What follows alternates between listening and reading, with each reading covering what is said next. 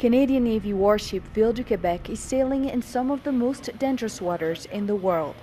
Her mission to escort a UN World Food Programme cargo to Mogadishu, Somalia. Up to today, we've already delivered 28,000 approximate tons of food to Somalia, and today we are about to deliver another 5,000 tons aboard the Galena. The Galena, a rusty Eritrean-owned cargo ship registered in Panama and manned by a Pakistani crew, is one of the few vessels that are still risking the trip to Mogadishu.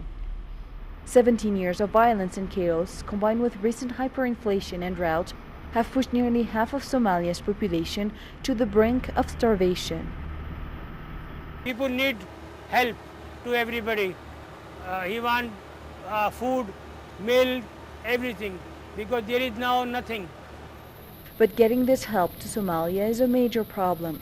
Since the beginning of the year, some 55 boats have been attacked by pirates along this coast. Heavily armed and using high-powered speedboats, they hold the ships and their crew for $1 million ransoms.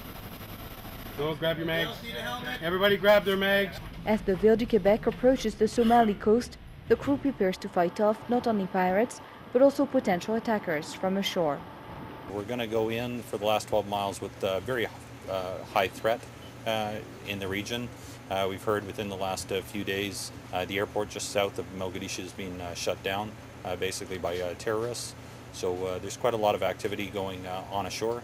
The Canadians' mission was successful, but it will soon come to an end, and so far no country has stepped in to take over the escort, leaving uncertain the fate of millions of Somalis in desperate need of food.